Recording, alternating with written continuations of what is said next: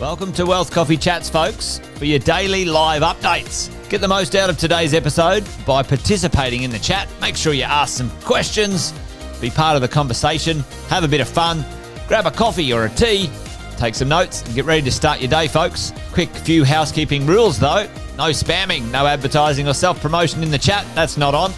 Be kind and respectful to everyone when participating. And most of all, have a good time. Real estate investing can be your biggest asset. It also can be your most expensive asset when it comes to getting it right or getting it wrong, folks.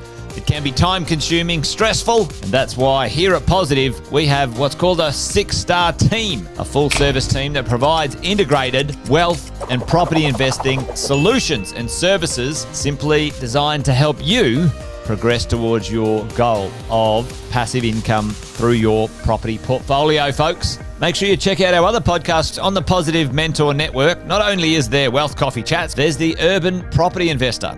Drops every Wednesday with straight talking investing strategies and lessons with Sam Saggers. Property Investor Tales.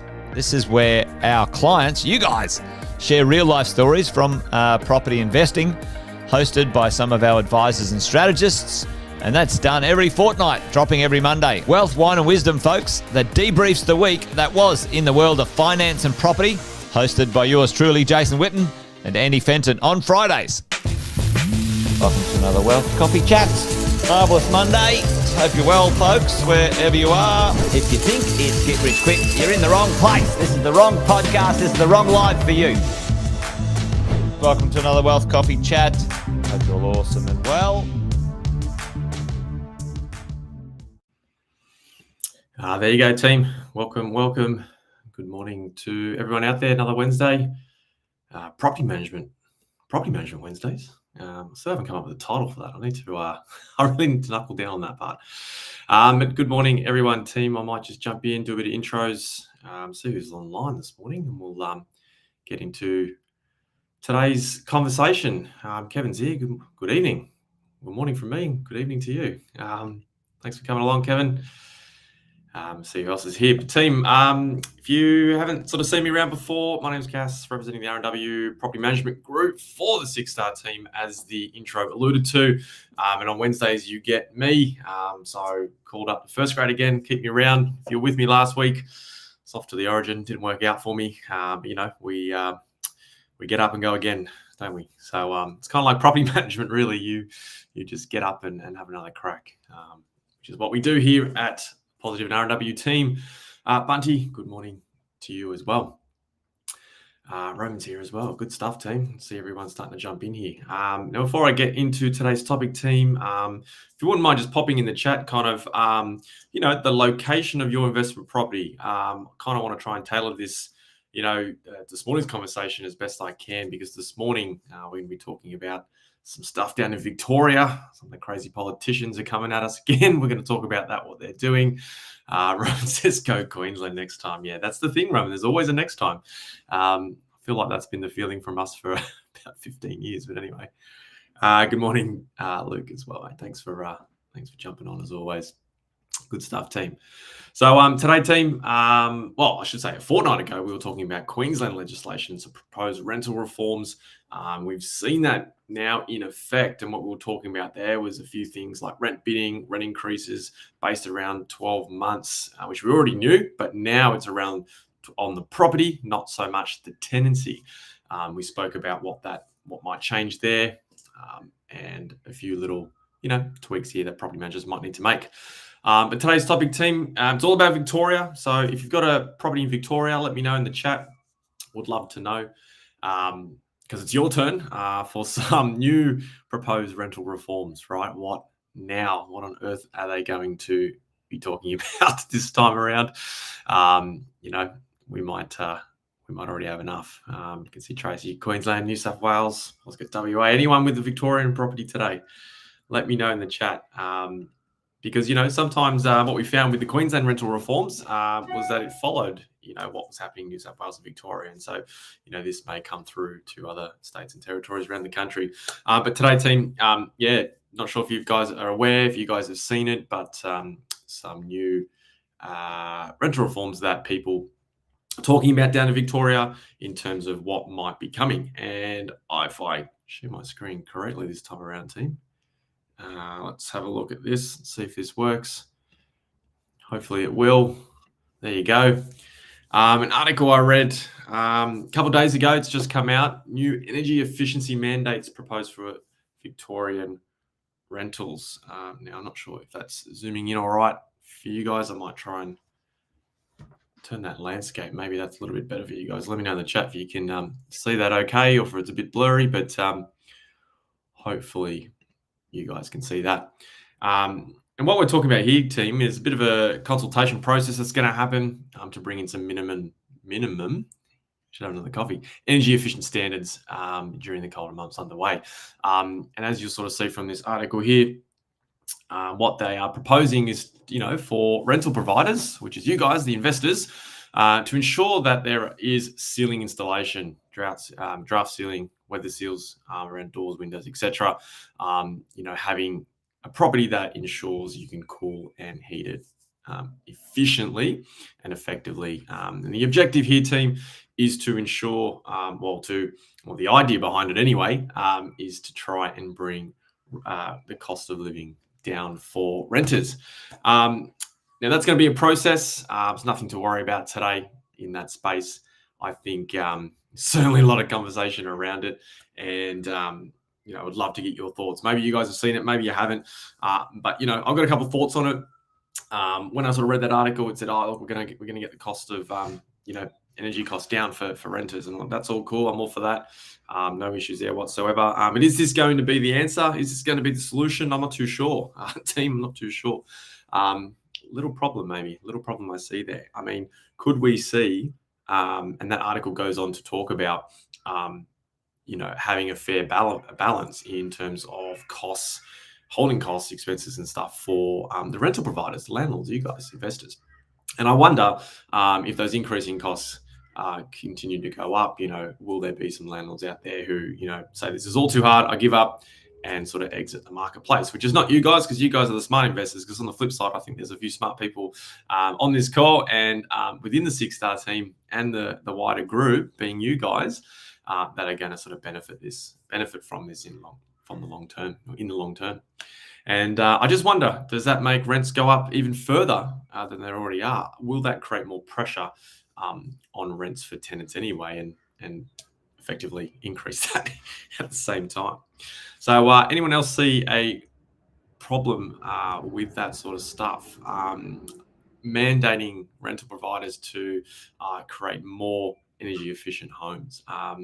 In my experience through the Six Star team, we work with a lot of new property, so perhaps a lot of the new property will be delivered to the marketplace already meeting these standards, just like the minimum standards are that we've covered over the last 6, 12, sort of 18 months across Victoria, across other states and territories in the country. And I just wonder, is this just another challenge, right? And I think, 13 years in the industry, what you do find is challenges and problems and hurdles that they're just a part of owning property, right?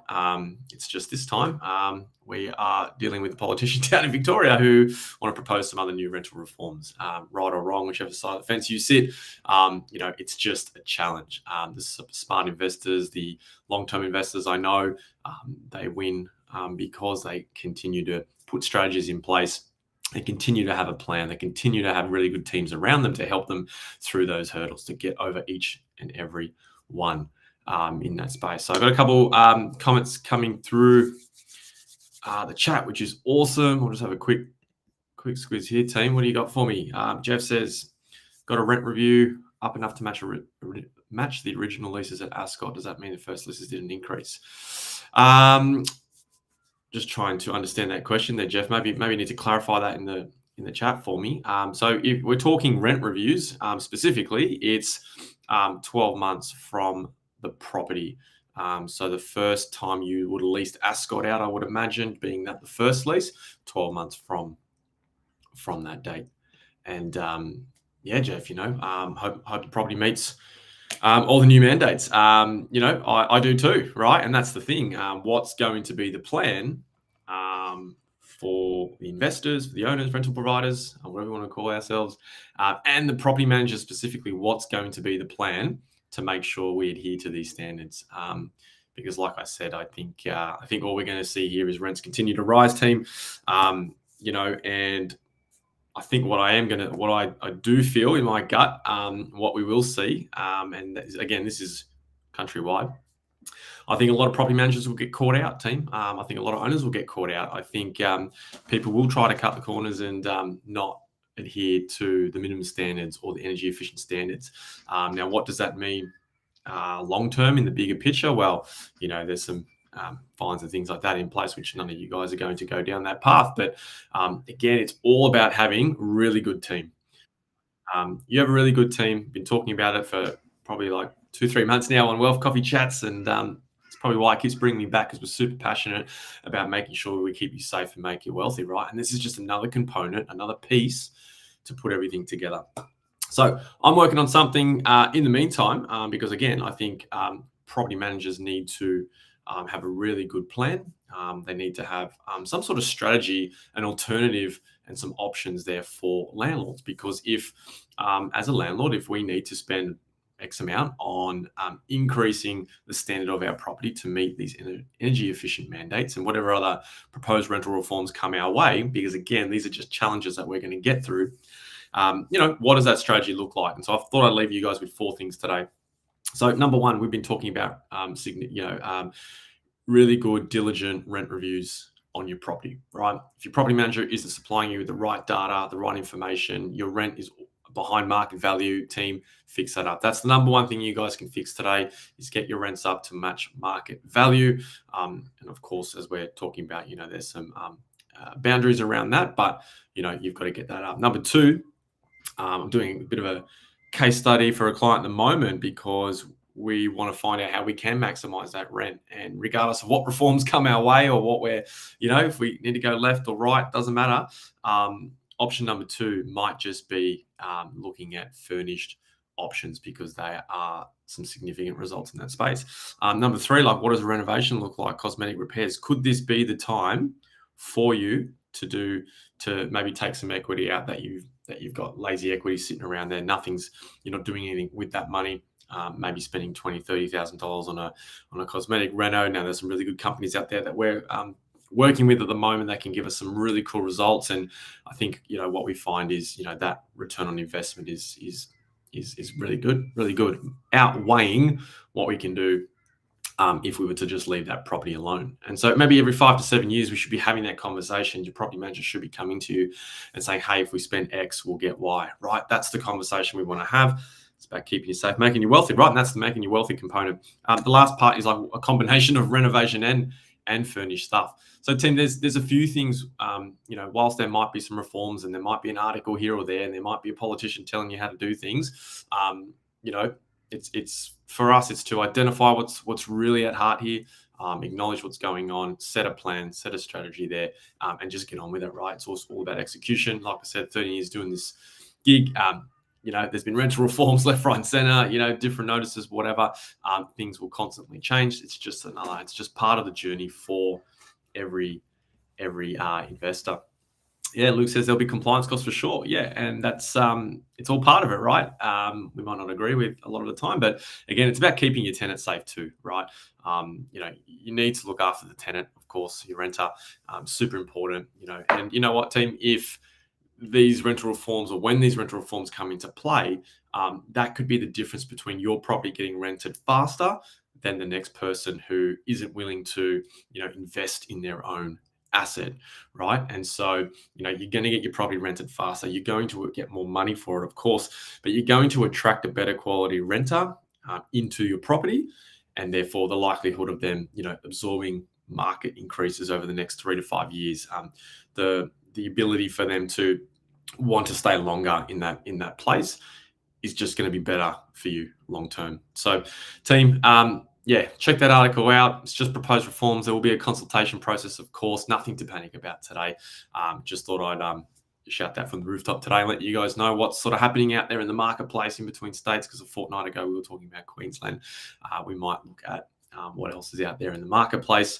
But team, today it's all about keeping you safe and making you wealthy as we do. Now, that's kind of the main stuff I want to run through today, team. If there's any questions, please pop it in the chat for me. Always love it. Been getting a few questions from you guys over the last sort of month, which has been fantastic. Keeps me coming back every Wednesday, team. So if you're enjoying property management chats on a Wednesday, if there's a topic out there you want to know, certainly let me know about it, because I'll be more than happy to unpack that. So, team, that's it for me today on a Wednesday. Hope you guys found that informative. Hopefully, if you didn't, let me know as well. We can try and improve it next week. But yeah, team, thanks so much. That's Wednesday done and dusted. Don't forget, Wealth Coffee Chat's back tomorrow about 8:10. You'll get Jason Witten back on your screens, which will be fantastic, team. So that's it from me, team. You guys have a good Wednesday. Catch you soon. Episode of Wealth Coffee Chat, folks. Make sure you like, subscribe, and turn on your notifications so you never miss a thing when we go live. Improve your portfolio and investing game, folks, with Wealth Coffee Chats live every morning at 8:10 each weekday. Make sure you join us. Previous episodes are also available wherever you get your podcasts, folks, as well as our other podcasts from the 6-Star team here at positivementor.com.au.